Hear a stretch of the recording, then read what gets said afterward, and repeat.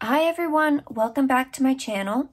For today's video, I thought we would do a quick little fun landscape painting, and this is great for anybody that wants to work on their wet and wet technique or wants to work on some landscapes or sky pieces. But I'm going to break this down to make it as easy as possible so that anybody can follow along.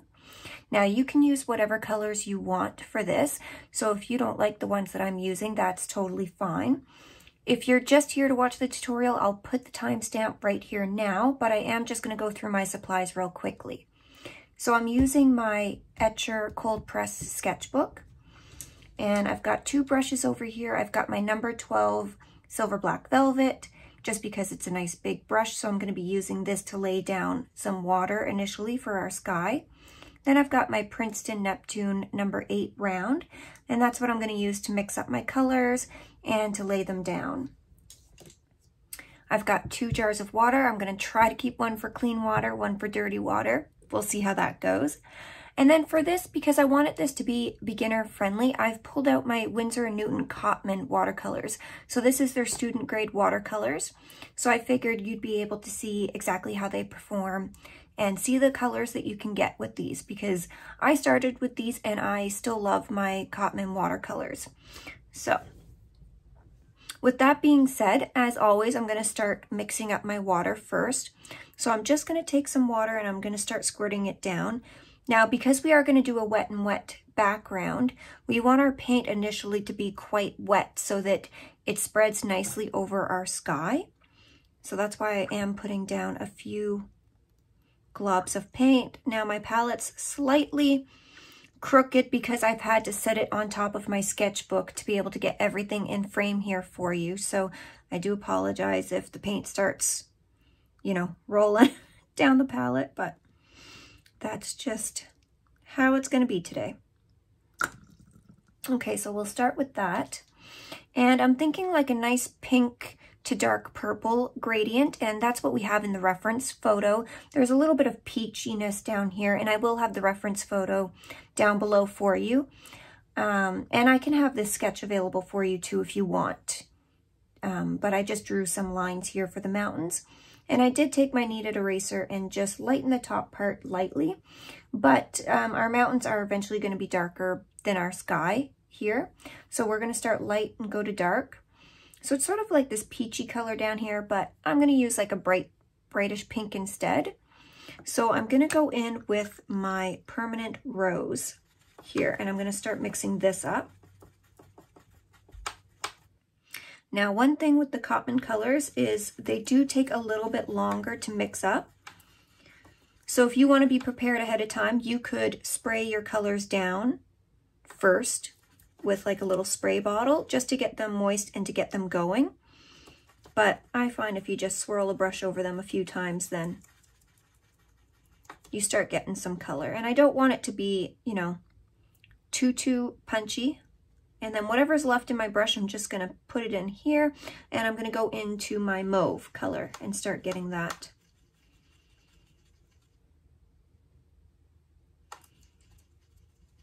And you might think, oh, you want a light transition to a dark transition. That pink looks pretty dark. But once we get it down on paper that's already wet, it's going to lighten even more. Okay, so this is the mauve color here. And then again, whatever's on my brush, I'm just going to put in here. And I'm going to go in with my dioxazine purple.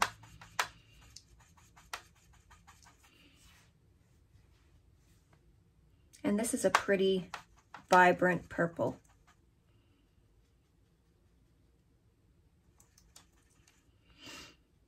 Okay. And then what I might do is, as we get our colors down on our paper there, I might even add a touch of like my Prussian blue or something just to even darken this up a little bit more right at the very top. Okay. And now I didn't mention in the beginning, but I am going to do some stars in the background as well. So I will be using some white gouache, and I think I'll be using the M-gram titanium white gouache. So just to create some stars in our background. Okay, so I'm going to switch to that number 12 silver black velvet brush, and you can just use any big brush, or if you have a small brush, that's all you have. You know, use what you have. But I'm just going to use this to start wetting our background. And I want to wet it evenly. So the first layer that I do, I pretty much just blot down a bunch of water, and I'm going to let it start soaking into the paper. And I want to eventually wet the whole background here, and I'm avoiding the mountains at this time, but I want to eventually wet the whole background a good 2 or 3 times just to make sure that the water has really sunk in to the paper and that our paint will flow better. So depending how much flow I want with the paint, you know, that depends how much time I'm going to take to wet the background. And we don't want puddles on the paper. We want it to have like a nice even sheen. But we want to use enough water so that we can get the effect that we want.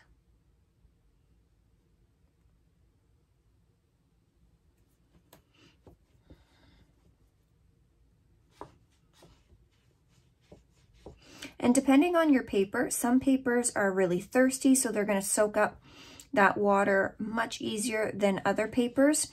Like this paper, for instance, it sort of sits on top a little bit more than an Arches paper, for example, which is going to really soak that paper in. And I find it dries slightly quicker as well. But this is, you know, sketchbook paper. This is 100% cotton paper, but every paper is a little bit different, right? It depends how they make it. The sizing involved in the paper, which is for a whole other video. But you can see I'm just really going over, really working that paint into the paper. Now I don't want to scrub the paper, but I want to make sure that it all gets nice and saturated. And I'm trying to keep this, you know, real time because I want you guys to really see how this is working. Okay. So now if I feel like I've got any puddles, I can just kind of go along, tap my brush off. So I have a piece of paper towel over here on the side, and I'm just going along and tapping up any, you know, puddles that might be happening. And if you're unsure if you've wet your whole paper, you can just tilt it a little bit and see if there's any water that's running. You'll be able to see where the shiny parts are and then where the drier parts are, so you'll know, you know, if you've missed any parts or not. Okay, so I think that's pretty good for this. And I'm going to switch back to the number 8 Neptune round, and I'm going to start putting the paint in. So I'm going to start with that pink because I want it to be, you know, pretty light down here. And with a wet on wet background, you do want to work fairly quickly, but the more time you take, you know, to work on your background, the more time you'll have to lay your colors in.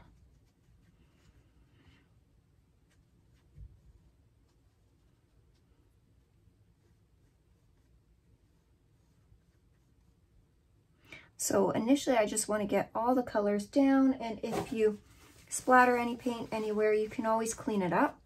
But I'm not too worried about the mountains here because it is going to be darker than our sky down here at the bottom anyway. Okay, so I'm going to go in with our mauve and start grabbing that and start laying that in.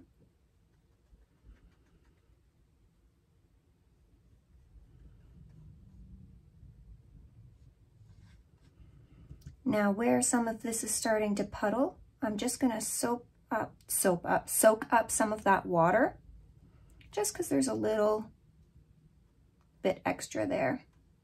Okay.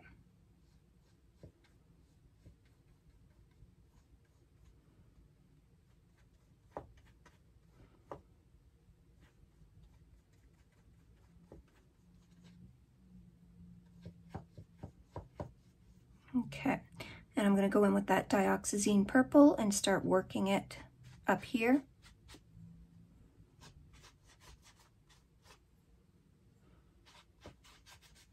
Now the Cotman colors aren't as pigmented as, you know, professional paints, so you're obviously going to notice that, but you can always do a few layers to get the color that you want. I'm just going to go back in and start soaking up any paint that I see that's just, you know, laying around. Okay, and I'm going to go back in with that. Actually, I'll rinse my brush off, go back in, and I'm going to start going into the pan now, because we've got our main color on the paper. So I just want to brighten up a couple of areas. So this is the fun part. We've still got some water on the paper, but you want to be careful with your paint consistency. So you don't want to add too much water to an area that's drying, but as long as it's still wet, we can continue to add paint and water. And then once you notice that it's starting to dry, that's when you want to leave it and just kind of go back in after, once everything has dried.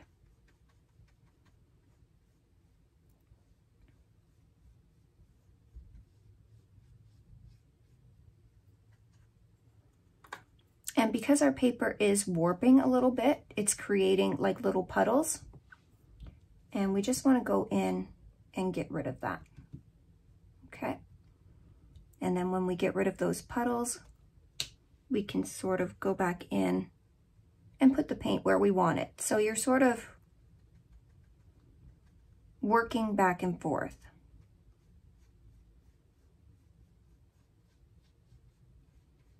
Okay, so I like how that pink's coming out, and I'm gonna go in and do the same thing with the mauve now. So I'm gonna start at the top where I want it to be a little more pigmented. Then I'm gonna work it down into the pink.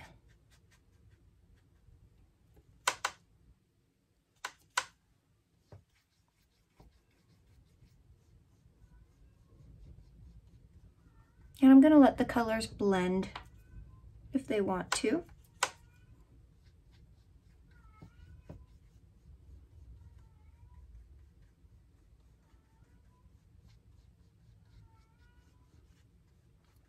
Okay, and now I'm going to go in with that dioxazine purple and do the same thing at the top. And I'm just dabbing into here just to get some water instead of dabbing into my clean water, because I've already got, you know, the pigment on some of that water.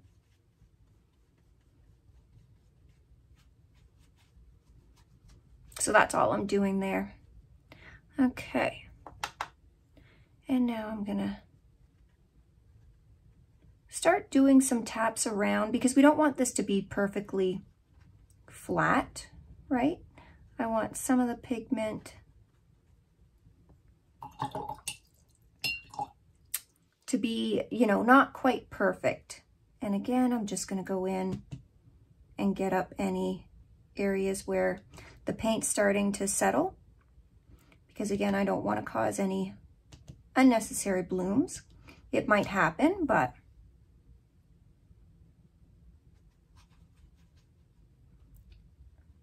if I can avoid it, that would be great.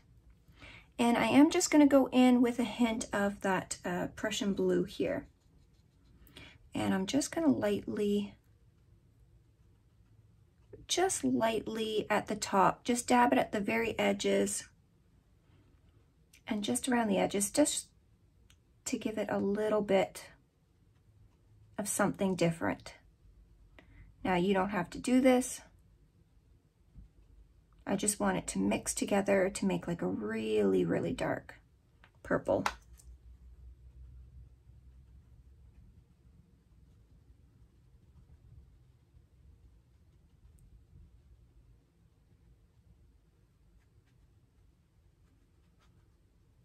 Okay, I'm going to go back in with that mauve color.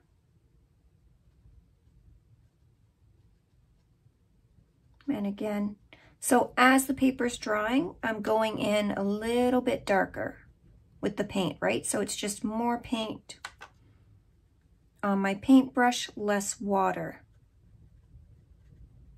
And this is how I start playing with the colors and getting the version that I want. So things are drying here, but we're working with them as it dries, if that makes sense.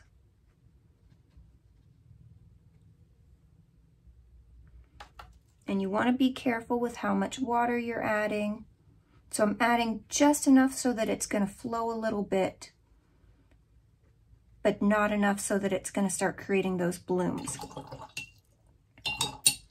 And I'm going to go in with that permanent rose again and do the same thing. So here I sort of want the permanent rose to come up. So I'm even going to scoop some of that color out of there. Okay, because I want the permanent rose to kind of come up here a little bit in between these two colors. So I'm going to get rid of that, get just enough water there on my brush to make that happen. And then I'm going in with just the pigment. Okay.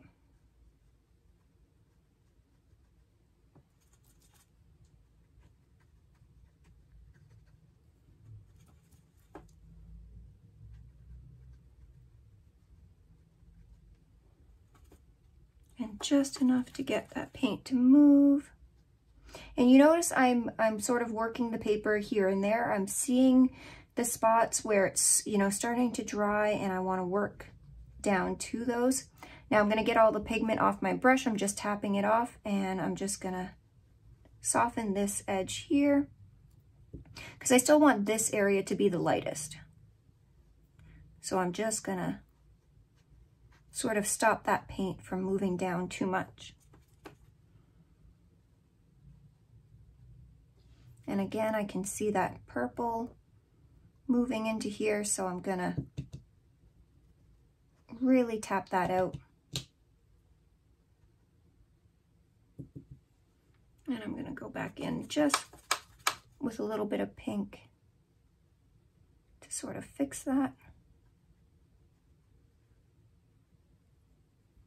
Okay, and I'm going to go in at the top one more time with our dioxazine purple. So again, I'm going pretty dark with this. Just enough paint so that we have a little bit of flow.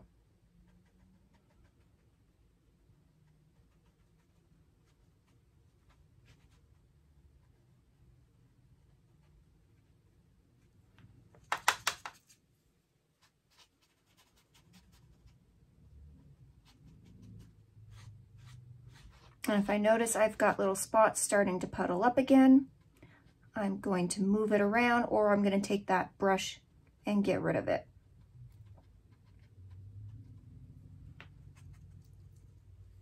Now I want to have this pretty dry around here because I don't want it to mix too much, but I just want a hint of this purple kind of mixing in a little bit. That it's kind of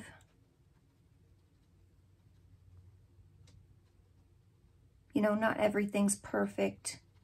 I don't want the sky to be perfect in this. I want there to be some places where the color's sort of overlapping. Again, I'm just going to tap up that excess paint there and down here. And I'm liking where our color saturation is starting to go. So I'm not going to add any more paint. I'm just lightly getting rid of some areas where I think I need to. Okay, and I might go in with just a little bit more of that blue.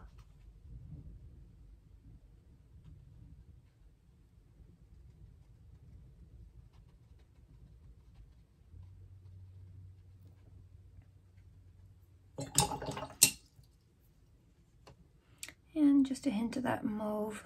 Now, I'm feeling that's a little bit wet, so I've got to be careful. I'm going to tap that off, go in with our mauve,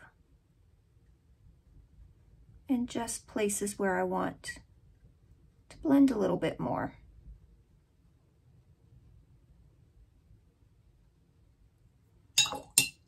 So again, tapping it off, going in.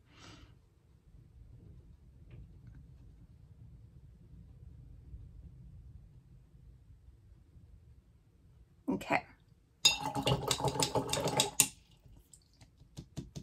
So I just see a couple places up here where the paint's starting to settle as well. So I've just got all the water off my brush and I'm just gonna lightly pick this up. Now I'm just doing very tiny taps because I don't wanna get rid of all the pigment like I was doing in the middle there. But you can see that the color saturation for our sky is much better now than it was starting at the beginning of this. Okay. And I'm even going to come along here, and this brush is dry, right? So I'm almost like dry brushing, but I just want to make sure that down here at the bottom is the lightest. So I'm getting rid of some of this pigment.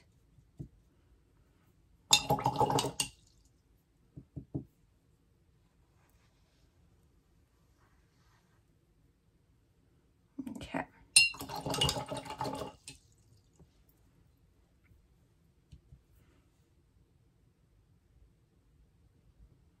And again, anywhere I think it's going to create a little bloom, I'm just grabbing some of that pigment up. And you want to be careful around your edges where you've taped too, because it can really accumulate around there. So I want to make sure I go, but I don't want to take unnecessary pigment, right? Okay. So I like how that's coming out. I'm going to let that dry. Now, I always say when you're doing a wet and wet background, I prefer it to dry naturally because the colors still blend and bleed a little bit. But if you just want to get this project done and you want to go ahead and use a heat tool or a hair dryer or something like that, you go right for it, okay? So we'll let that dry and then we'll be right back. Okay, so you can see now that it's dry. It has dried pretty flat, and most cotton papers will dry fairly flat if you let it dry significantly.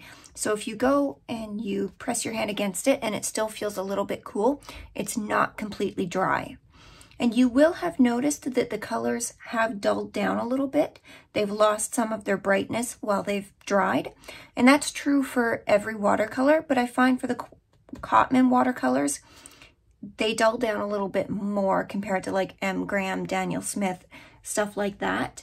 So just be aware of that. And if you want to go ahead, if your colors have really dulled down more than this and you want to brighten them up, just re-wet the whole area and go back on top and do the exact same thing. Let it dry and it will just deepen your colors. But I kind of like this muted look in the background, and I kind of like that we've got sort of an interesting sky going on here. So the colors are sort of mixing together.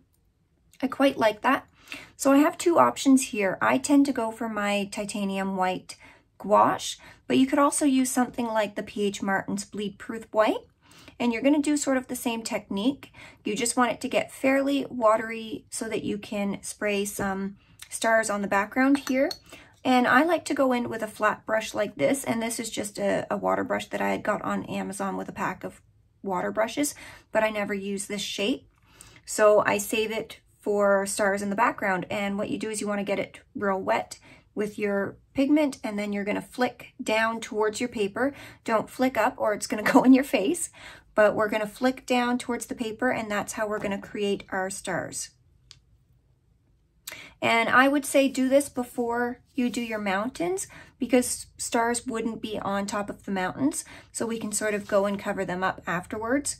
But try to be a little conscious as we're doing it of not getting them on the mountains, because we are going to be using watercolor for the mountains. So you don't want to, it's not going to cover up the opaque white. And what you could even do is, I've got a spare piece of paper towel here, and we could just fold this out and sort of cover up the majority of our area where we're going to have our mountains, and see how that works. So I'm going to take my 8 round, this is the Princeton Neptune again, just to start getting this nice and watery and incorporated. we want it to be fairly watery because if it's too thick, it's not going to flow.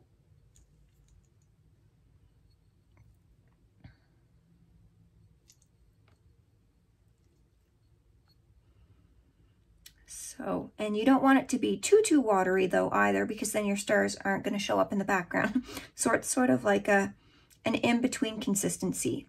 And if you don't have a brush like this, you could take, you know, just a regular brush like this and start splattering it on if you want some bigger splatters. So maybe we'll do this first just to get some bigger stars in the background. So the further away you hold it, you're going to get bigger spots. The closer you are, you're going to get smaller spots. And I'm going to rinse that out really well. Okay, and then I'm going to get this wet. And I'm just going to start mixing this in really well into the bristles here.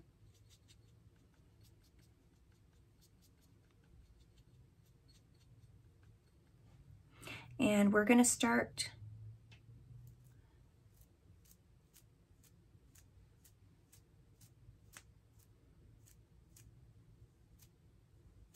and I'm going to concentrate them in a couple of areas.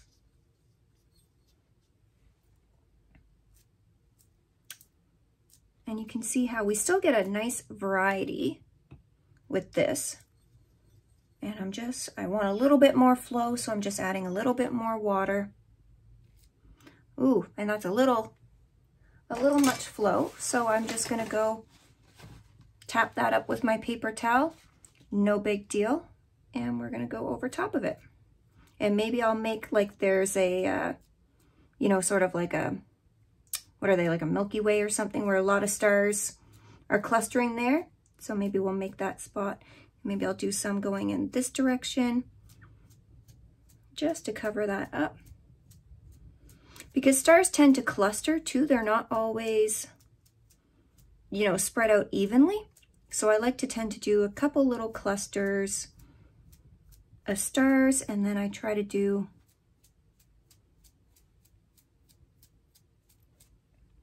just some random ones here and there.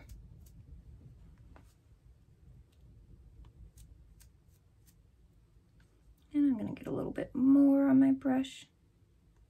Oh, and again. So we're just going to get that up.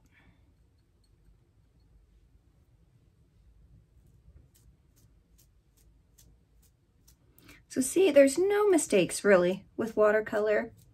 You can, you know, fix a lot of it.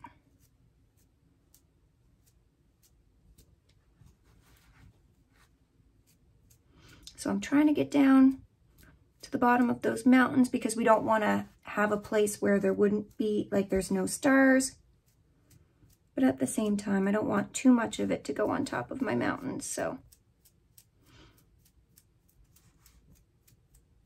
Okay.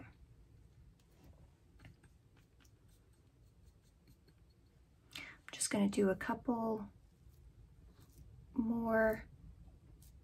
So if I do long, slow flicks, I get them a little more random. They splatter out a little bit more. I like that. So I usually try to do that in a couple of areas to create, again, like those clusters of where the stars are forming. So I kind of like how that's looking right now. And I think that's where I'm going to leave that. And then we will come back and do our mountain. Okay, so now that our sky's done, and we can let this dry as we're doing the mountains because it's not really going to interfere with that. So I'm going to go back into my, oh, and my finger's dirty from doing the, splatters, but that's fine. There's, you know, if you have no mess when painting, are you doing it right? I don't know.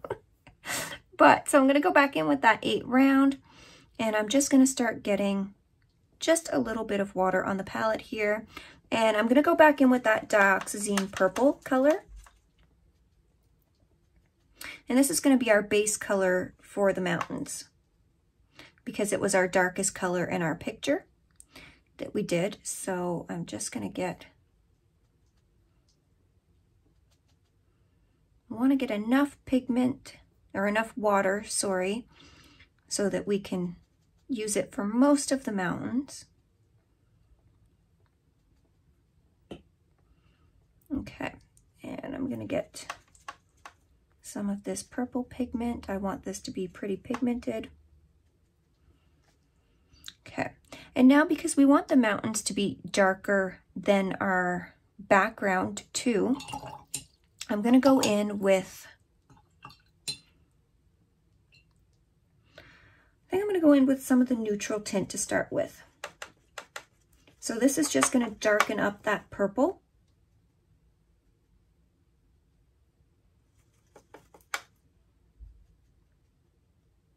Without going right into or straight into black. But I don't want my neutral tint to get too purple, so I'm just going in with this. So this sort of like muted purple color, this is what I'm looking for. And because the neutral tint has a little hint of blue into it, mine does, it's going to sort of neutralize that purple a little bit. So this is the color that I'm looking for, sort of like a neutral purpley tinted dark color, whatever that looks like for you. So then I'm just going to go on and paint this on. So the way I'm envisioning this is our lightest, our next darkest, and then this one down at the bottom will be our darkest mountain. So that's sort of how we're going to do this. And I'm just going to take that same size 8 brush and just start putting this on. Now with this, we want to make sure that we are covering up, you know, some of that pink area, because you don't want to leave a little white gap between the mountain and the pink area of our sky. And I'm trying to follow my sketch a little bit, but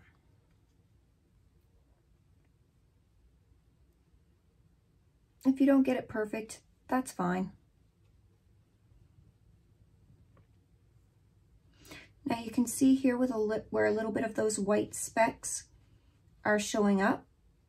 That's where some of the white gouache got on the paper. So if you're doing this and you don't want that, then just be a little careful, more careful doing it than I was. Or you could even leave some of those specks out down towards the bottom like they're fading out. Okay. So that's going to be our first little mountain there. And I'm going to go back in with that neutral tint. And I'm going to darken this up even more.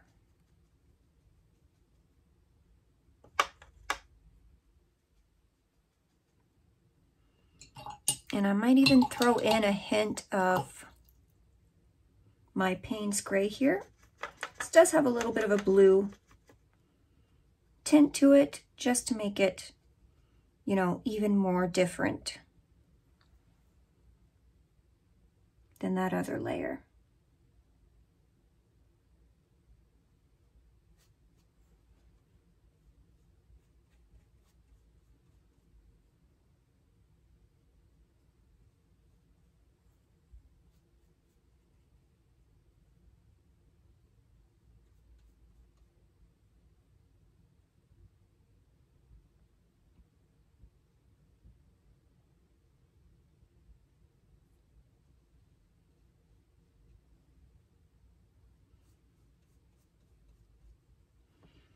And I'm even going to go in with more neutral tint.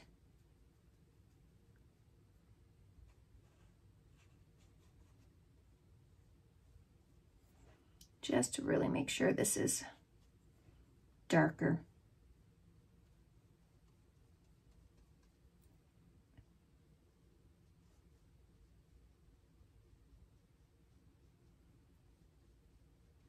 And this one has already dried on this side, so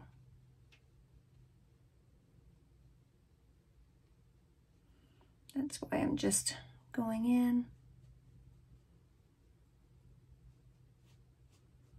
Okay.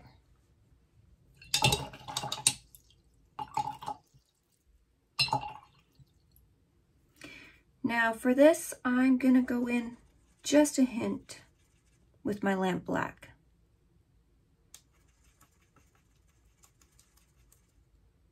So I don't want to completely get rid of that purple color, but I definitely want this to be the darkest version of that color.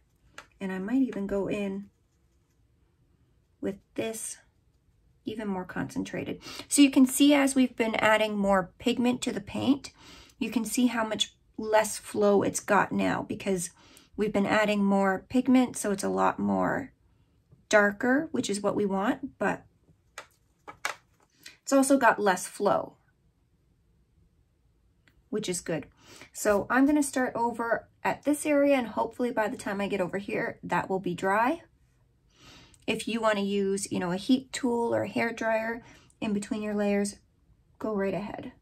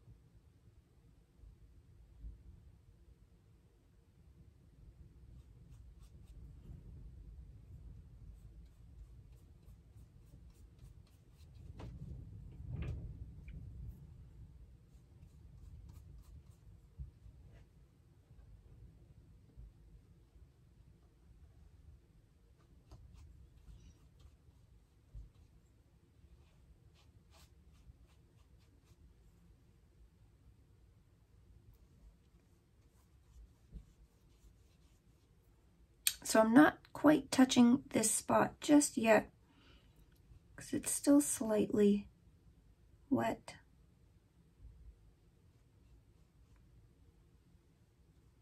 What I'm going to do as I'm getting there, I'm going to get just some thick paint and go in with this.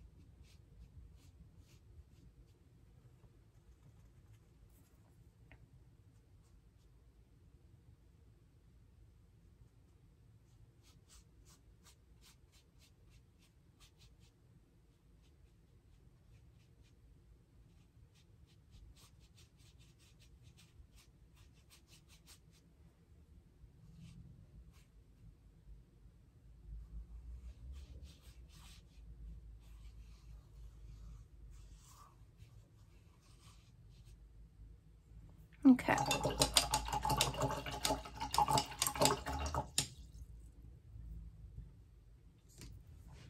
There, so I hope you can see how we sort of got a gradient between our first and our second mountain and then our third mountain. So as it gets closer to us, it's getting a little bit darker. The further away from us, it's a little bit lighter. And then we've sort of done our wet and wet background. So I figured before I ended this video, we would do the tape. Just take the tape off. So this is just masking tape that I've used. Just regular masking tape that you can get, you know, at the hardware store, whatever, just because this is in my sketchbook. There is artist masking tape that you can get online. if you're selling your pieces.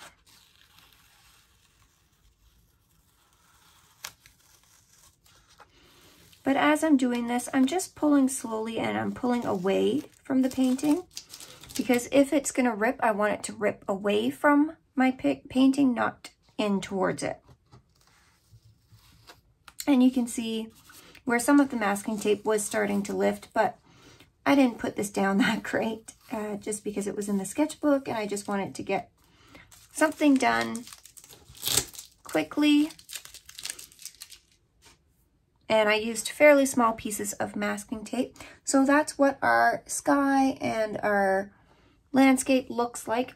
Now, I just wanted to show you this because this was also done with Cotman watercolors. And you can see these are a little bit more vibrant than these ones have turned out. So I don't know if that's a difference in the paper, because this is sketchbook paper, although Etchr's website does say that their cold-pressed sketchbooks here are 100% cotton. Every paper is made a little bit different, but you can see how the colors came out a little more vibrant here, and I did use the same techniques. And this is on the Strathmore 500 series cold-pressed paper, and this is also 100% cotton paper. And I do have a sped-up version of this with like a voiced-over tutorial.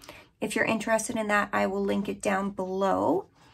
But yeah, I just wanted to show you the difference. So even with the Cotman watercolors, you still can get, you know, some pretty good pigment payoff. You're just going to have to work a little harder at it. So I really hope you guys enjoyed this tutorial today. If you want to see more videos like this, then please let me know down in the comments below. Please like the video, subscribe if you haven't, hit the notification bell so you know when I'm posting my videos. And thank you so much for watching. And as always, I will see you in the next video. Bye.